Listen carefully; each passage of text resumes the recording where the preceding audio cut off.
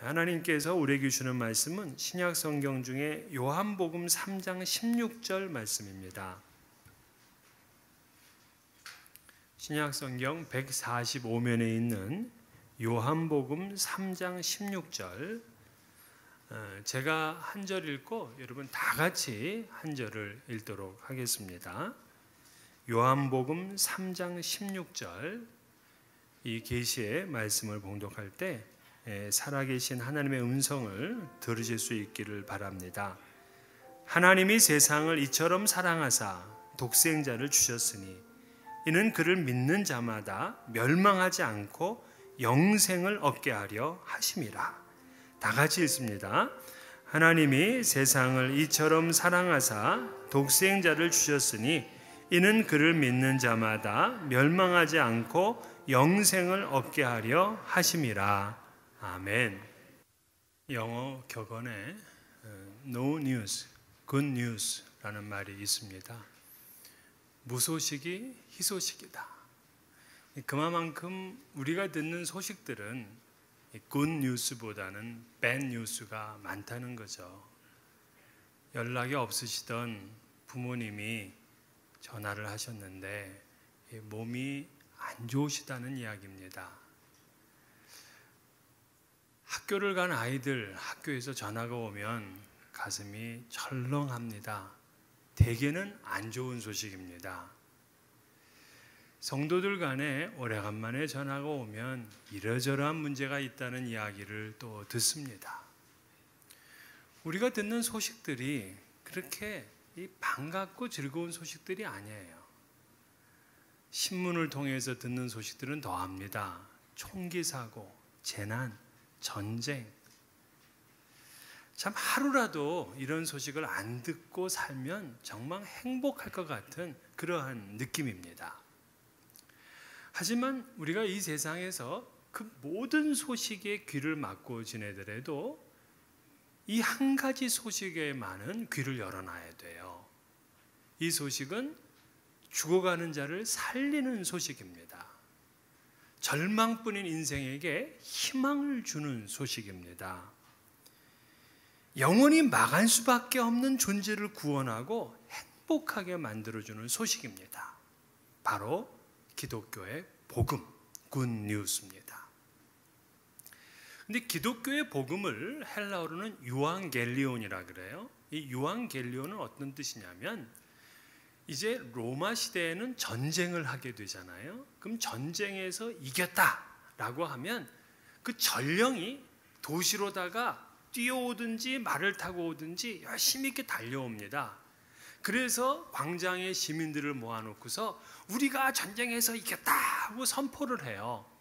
그러면 그 가슴 졸였던 이 시민들이 마음에 평안을 얻습니다. 요 소식, 그게 바로 유앙겔리온이에요.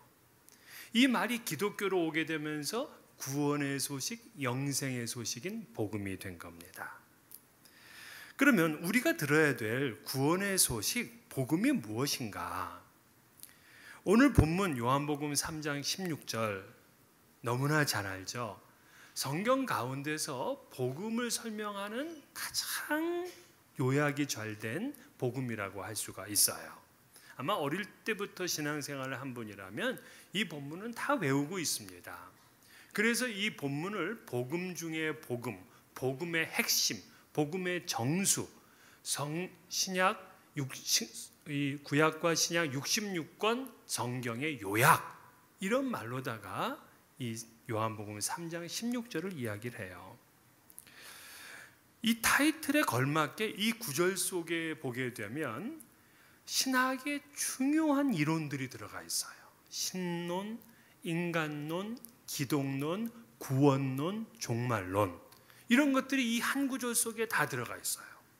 어떤 분은 이 한 구절을 가지고 그분이 오셔서 7번 설교했다 하고 얘기를 하는데 저는 100번도 설교할 수 있어요. 아니, 지금까지 설교한 것들 가운데서 요한복음 3장 16절을 벗어나서 설교할 수가 없어요. 평생 설교해도 이 요한복음 3장 16절의 그늘 아래 있을 것입니다. 그러나 저는 여러분과 함께 오늘 한 가지 주제만을 나누려고 합니다. 바로 복음의 보편성과 제한성이에요. 보편성과 제한성은 서로가 갈등이 되는 단어입니다.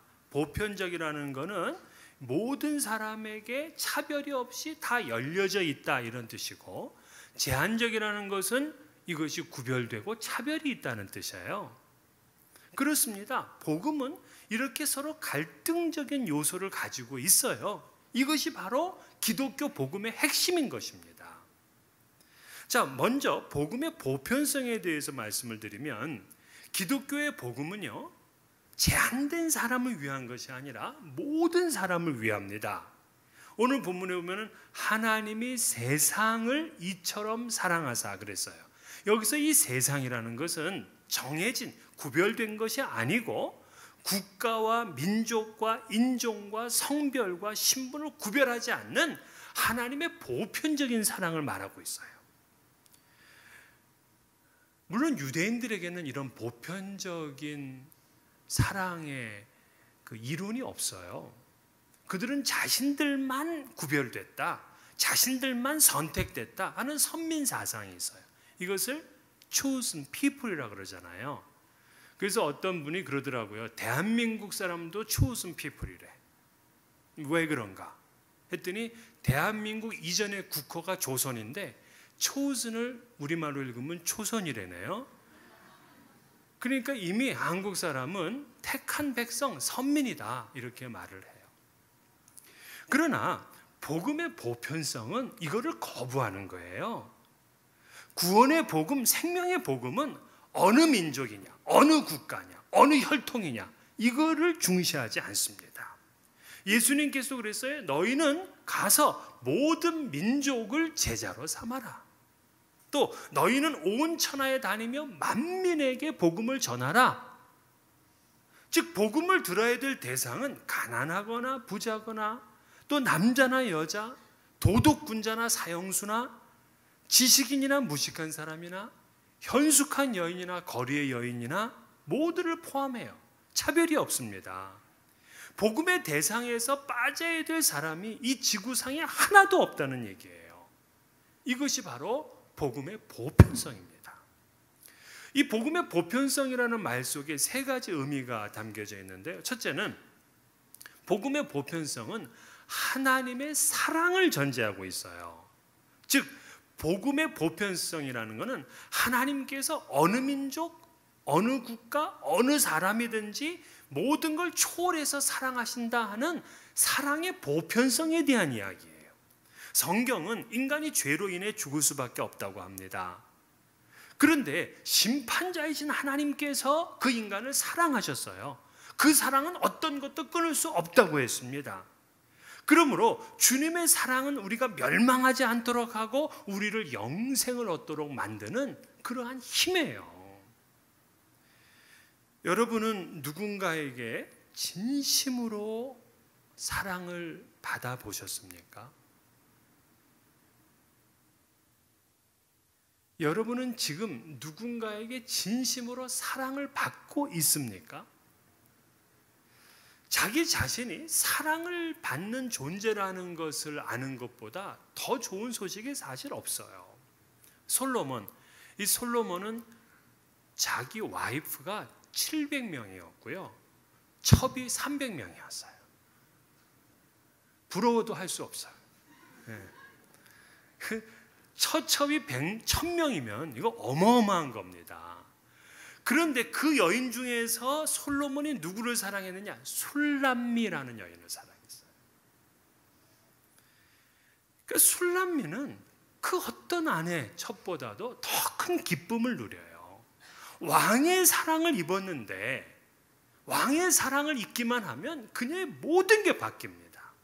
그런데 가장 불행한 여인이 누구냐? 사랑을 받지 못하는 여인이에요. 그래서 여러분, 사람들은요, 사랑을 받고 있다고 느끼면 그날 하루 힘든 일을 해도 인생의 가치를 느낍니다. 행복합니다. 하루를 살아갈 수 있는 용기가 충분합니다. 근데 내가 사랑을 받고 있지 않다고 느끼면 아무리 산의 진미 음식에 호화호식을 한다고 하더라도요, 자신의 행복감을 느끼지를 못해요. 그래서 인간은요, 사랑받음과 자기 존재를 연결시키는 유일한 존재라 그래요.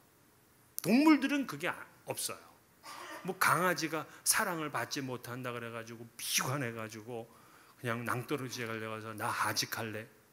없어, 그런 게. 그러나 인간은 사랑받지 못한다고 느끼게 되면 무슨 짓이든 합니다.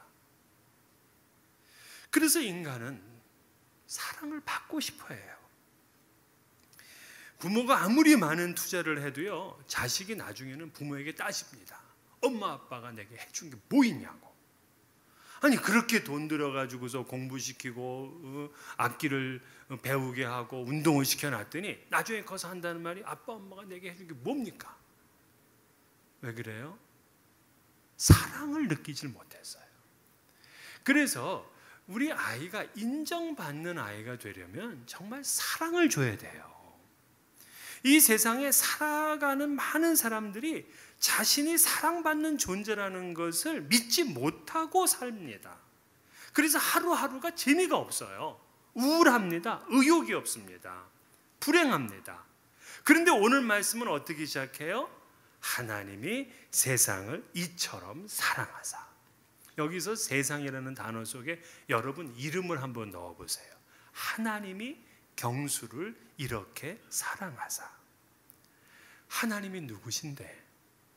그분은 만왕의 왕이에요. 천지를 지으신 하나님이세요. 그분이 저를 사랑해. 그러니까 하나님의 사랑을 받으면은요, 누구도 무시 못해요. 장희빈이 숙종의 사랑을 받습니다.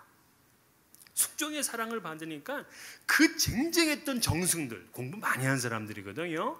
이런 사람들이 장희빈 앞에서도 머리를 숙여. 왜? 왕의 사랑을 받으니까. 하나님의 사랑을 받으면 이 세상 누구도 겁날 게 없는 거예요. 여러분은 이 시간 이 세상에서, 아니 전 우주에서 가장 크신 분의 사랑을 받는 분이심을 믿으시기를 바랍니다. 나는 부모님의 사랑을 받지를 못하고 컸어. 나는 지금까지 결혼했지만 내 아내, 내 남편의 진실된 사랑을 난 받지 못했어. 아마 그렇게 생각하는 분들이 있을 거예요. 그러나 그들보다 억만 배가 더 크신 위대하신 하나님이 나를 사랑하고 계십니다. 여러분, 이번 평창 동계올림픽 보셨어요? 오늘 폐막식을 했습니다. 근데 가장 정말 감동적인 이야기는 한국 여자 컬링 선수들의 이야기예요. 그 이야기를 많이 우리가 들었어요. 근데 가장 최악의 스토리는 여자 팀추얼 선수들의 이야기입니다.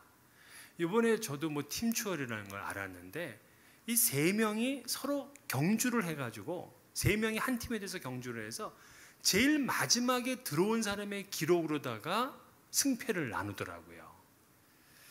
그런데 한국 여자 팀추얼팀이 세 명이 달리는데 마지막에는 한 명을 떨어뜨려 놓고 두 명만 들어온 거예요. 그래서 온 국민들이 이것을 아주 그냥 비난했습니다. 그리고 청와대에 국민청원을 넣었어요. 저 사람들 국가대표에서 박탈시키라고. 지금까지 한국에서 있었던 국민청원 중에 최다입니다. 60만 명이 넘었어요. 맨 마지막에 들어온 노선영이라는 선수는 들어오면서 울고 또 울었어요. 왜? 같은 팀원들에게도 사랑을 못 받아. 그게 슬픈 거예요.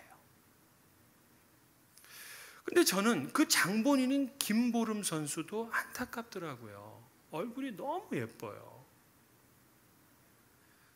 근데 이 김보름이도 누군가의 딸이라고요.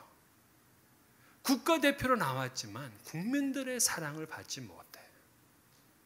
여러분은 어떻습니까? 한 가정 안에 있으면서도 사랑을 받지 못해. 피를 함께 나눈 그러한 예수를 믿는 성도인데도 성도에게 사랑을 받지 못해. 그러나 이 성전의 주인이신 하나님이 그분을 사랑해요. 우리 가정의 주인이신 하나님이 그분을 사랑합니다. 그래서 이 보편성은 하나님의 사랑을 전제해요. 또 두 번째는 하나님의 사랑은요, 그럼에도 불구하고의 특성을 가져요. 저는 오늘 이 본문을 한 주간 동안 묵상하면서 하나님이 세상을 이처럼 사랑하사라고 할 때에 왜 사랑하는지를 이유가 없어요. 그냥 하나님이 세상을 이처럼 사랑하사, 아무런 조건도 또 아무런 단서도 없이 그냥 사랑하사야. 그래서 저는 이 사랑을 다짜고짜 사랑이라고 불렀어요. 여러분도 한번 해보세요. 다짜고짜 사랑. 우리 하나님이 다짜고짜 사랑해. 왜? 왜 하나님은 그렇게 다짜고짜 사랑하실까요? 이게 하나님의 속성이에요. 하나님의 속성. 우리는 이유가 있어서 사랑합니다. 뭐뭐 때문에 사랑이죠. 내 남편이니까, 내가 내 배로 낳은 자식이니까, 또 나한테 친절하니까, 또 내게 맛있는 음식을 사줘서 내게 좋은 선물을 해줬거든. 저 사람 내 사랑방 식구거든. 우리는 다 이유가 있어서 사랑한다고. 이걸 때문에 사랑이라고 해요. 그러나 하나님은 그럼에도 불구하고의 사랑이에요. 나는 죄인인데 그럼에도 불구하고 사랑해. 거짓말을 많이 했어요. 용서받지 못한 일을 저질렀어요. 그럼에도 불구하고 사랑하세요. 십자가에 달린 강도, 몸을 팔던 창녀, 그런데도 사랑을 해요. 심지어 예수를 부인하고 저주까지 했던 그 제자도 그럼에도 불구하고 사랑하세요. 왜? 하나님의 사랑은 대상에게서 그 이유를 찾지 않는 사랑, 이 사랑을 뭐라고 부른다? 아가페라고 불러요. 하나님은 아가페의 사랑으로 사랑하세요. 그분의 본질이 사랑이에요. 그래서 대상을 가리지 않습니다. 이 대상을 가리지 않는 하나님의 놀라우신 사랑이 구약 성경에 보면은 호세아와 고멜에 나타나요. 고멜은 음란한 여인입니다. 호세아는 깨끗한 선지자입니다. 그런데 하나님께서 호세아를 불러서 고멜에게 결혼을 하라는 거예요. 이 말씀 통해서 보여주려는 하나님이 뭐냐? 대상을 가리지 아니하고 그저 사랑을 베푸시기 위해서 애를 쓰시는 그 하나님의 사랑의 모습을 우리에게 알려주고 있는 거예요. 이유를 묻지 않으시는 사랑이에요. 그럼에도 불구하고의 사랑입니다. 마틴 루터는요, 성경을 읽다가 이 인간의 죄악을 보면서 이렇게 얘기를 했어요. 만일 내가 하나님의 능력이 있다고 하면 이 땅 위의 세상은 벌써 산산이 때려 부순 지 오래되었을 것이다. 이렇게 얘기를 했어요. 그렇죠. 우리의 죄를 생각하면 우리는 산산이 때려 부서져야 될 그러한 존재들이라고요. 그런데도 하나님이 사랑하고 사랑하고 사랑하고 또 사랑하고 또 사랑하고 또 사랑합니다. 사랑만이 우리를 구원하고 우리에게 생명을 줄 수 있기 때문에 그래요. 여러분, 세상에서 일어나는 모든 일이 다 무엇 때문이냐면 사랑이 빠져 있기 때문에 그래요. 왜 나라와 나라가 왜 싸웁니까? 왜 남과 북한이 왜 이렇게 대결을 하고 지금까지 하나 되지 못합니까? 사랑이 없기 때문에 그런 거예요. 세상을 살리는 거는 사랑이에요. 이 보편적 사랑의 또 하나 의미가 뭐냐면 이 사랑의 증거가 바로 독생자를 주신 거예요. 독생자. 독생자는 하나님과 예수님과의 독특한 아주 특별한 관계를 보여줘요. 그러니까 하나님에게 독생자 예수는 그 어떤 것과도 바꿀 수가 없는 유일무이한 존재예요. 그런데 그 독생자를 우리를 위해서 보내주셨다. 여기서 주셨다 하는 것이요, 이 에도켄이라는 헬라어인데요. 에도켄은 주다라는 뜻도 있는데 또 하나는 pay off, 값을 지불하다라는 뜻이 있어요. 그렇습니다. 우리는 죄의 값을 지불해야 되는데 예수께서 십자가에서 죽으심으로 대신 그 값을 지불해 버렸어요. pay off 했습니다. 이게 은혜고 이게 사랑이에요. 죄의 삭은 사망이라 그랬어요. 내가 죄를 짓게 되면 사망으로 갚아야 됩니다. 근데 예수께서 우리를 대신해서 죽어주심으로 페이오프 하셨다고요. 그렇기 때문에 우리는 죄를 많이 이 세상에 지었어도 그 어떤 누구의 고소로부터 자유해. 물론 나는 죄를 지은 죄이냐? 그런데 이 죄값을 예수께서 대신 갚아주셨어요. 그래서 누구도 우리를 고소하고 누구도 우리를 정죄할 수가 없어요. 독생자를 주신 거는요, 하나님에게도 큰 결단이에요. 여러분, 이 세상에 그 누가 자기 자식을 희생해서 누구를 살리겠습니까? 내 자식을 희생해서 얻어야 될 더 가치 있는 게 뭐가 있습니까? 저는 아들이 셋이니까 뭐 하나는 줘도 되겠다 여러분 생각할지 모르겠지만 못해요. 어떤 일에 이 아이를 희생시키겠습니까? 장남? 얼마나 듬직한데 이 아이를 줍니까? 못 줘요. 둘째, 걔 장애가 있지만 더 사랑을 받아야 될 애야. 막내는 내리사랑이에요. 우리의 사랑을 더 받아야 될 아이라고요. 누구 한 명도 남 못 줘. 이 아이가 잘났습니까? 자랑할 만한 아이들입니까? 그렇지 못해도 못 줘. 그런데 언감생신 죄인을 위해서 독생자를 준다.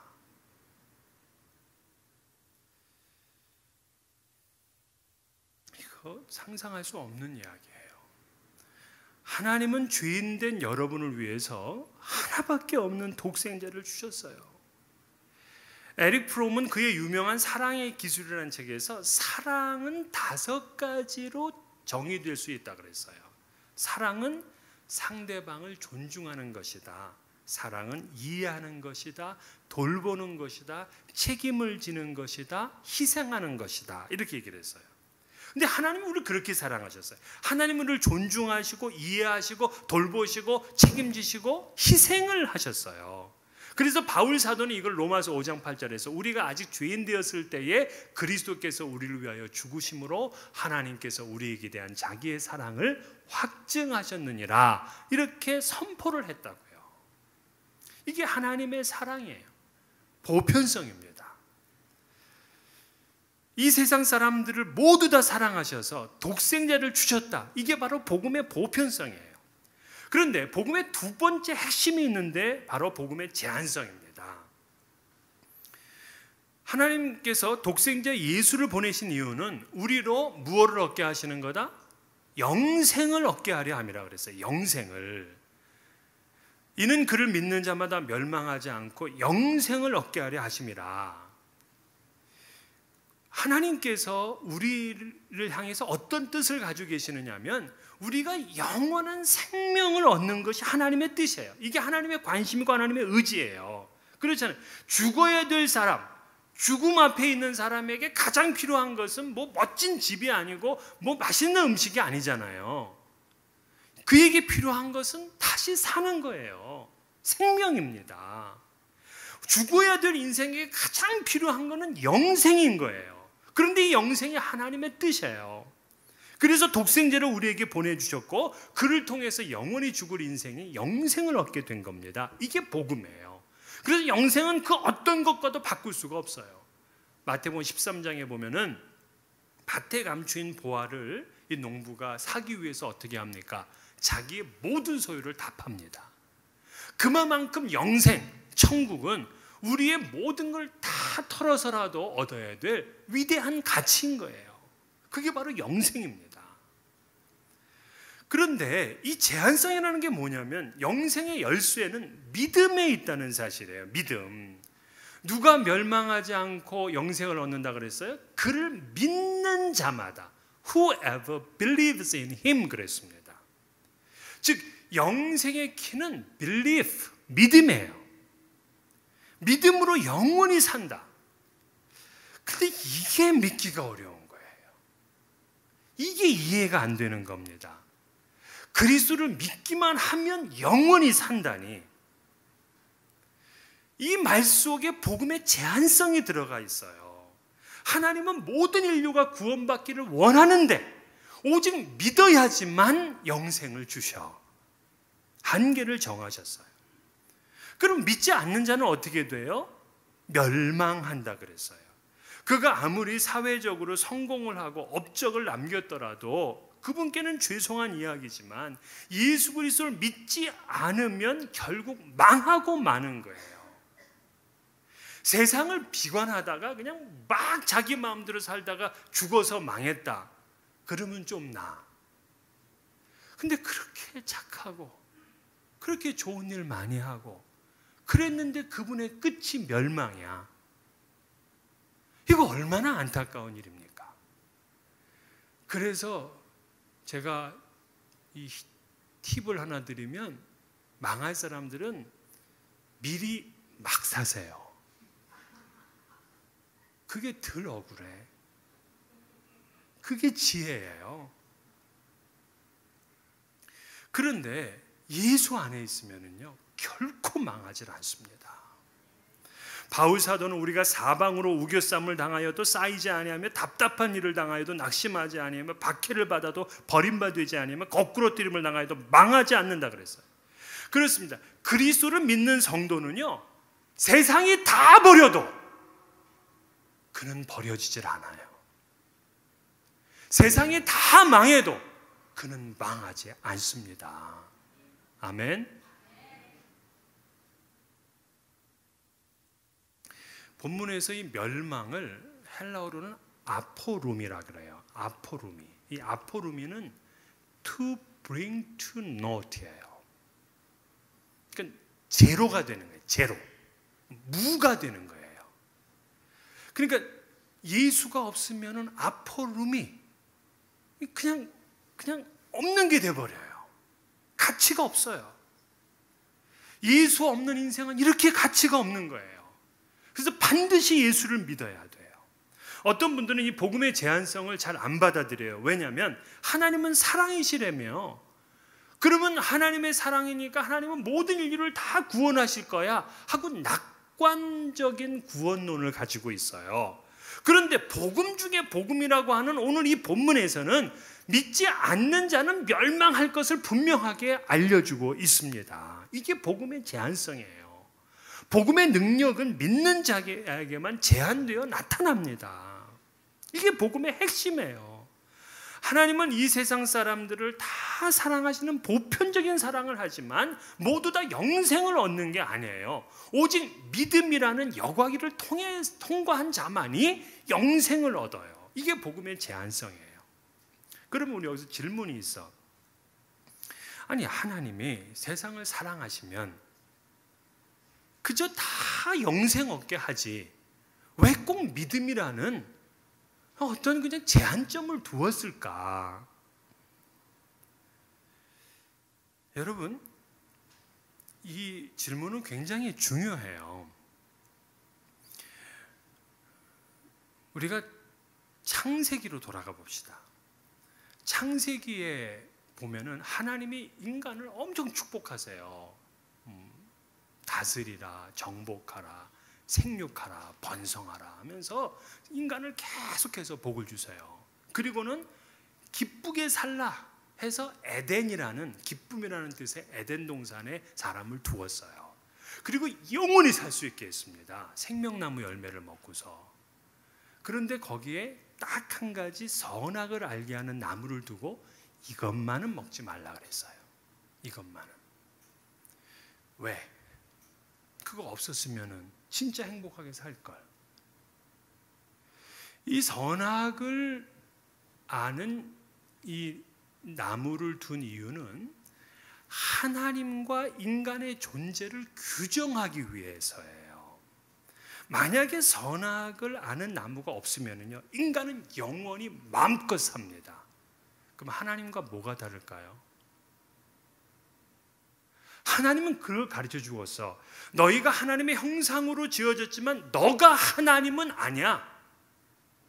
인간이란 존재는 내 말에 나를 신뢰하고 나를 의지하고 내 말에 순종해야지만이 영원한 생명, 행복한 삶을 살 수 있는 존재야. 그걸 가르쳐 주신 것이 바로 에덴 동산인 거예요. 자, 믿음이 없이 우리가 마음껏 살다가 영생을 누리게 되면 하나님과 무슨 차이가 있냐고요. 하나님은 그걸 가르쳐주고 싶어서 인간아, 너희들은 나를 의지하고 내 말을 따라야지만 영원히 살 수 있는 그 행복한 삶을 살 수 있어. 그래서 쉬운 것 하나를 줄게. 믿기만 해. 선악을 아는 나무 열매를 안 따먹으면 영원히 삽니다. 그거 어렵습니까? 저는 안 어려워 보여요. 믿기만 하면은 영원히 산다. 어렵습니까? 안 어려워요. 근데 어떤 사람에게는 죽었다 깨나도 못해. 여러분, 이 요한복음 3장 16절은 우리에게 복음의 보편성과 제한성을 알려주는 정말 엄청난 말씀이에요. 이거는 불치의 병에 걸렸다가 정말 신비한 묘약을 얻었던 것보다도 더 위대하고 더 광범위하고 영원한 복을 얘기를 하고 있는 거예요. 우리가 이 말씀을 받아들이기만 하면 그분은 고통, 절망, 아픔, 상처, 부정, 불안, 두려움 이 모든 걸 다 없앨 수가 있어요.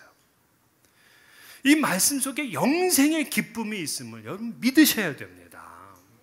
오늘 이 본문 말씀을 영어 성경으로 보면 동사가 5개가 나오더라고요. 동사가. 그 중에 2개가 과거형이고 2개가 미래형이고 하나가 현재형이에요.